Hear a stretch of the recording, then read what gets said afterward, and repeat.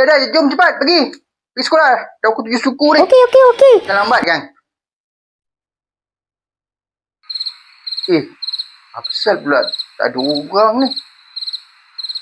Bayar. Apa pasal kosong ni? Ada apa-apa ke? Tak ada orang ni. Tak sekolah lagi lah bos. Mana ada orang? Apa pula tak sekolah? Hari Senin kan masuk sekolah?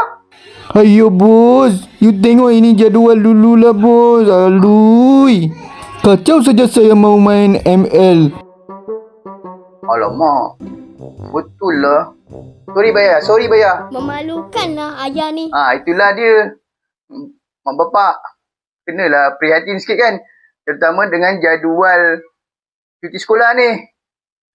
Kalau dulu, yelah, hari Senin masuk sekolah kan. Harap-harap tak ada yang terdatang sekolah hari Senin ni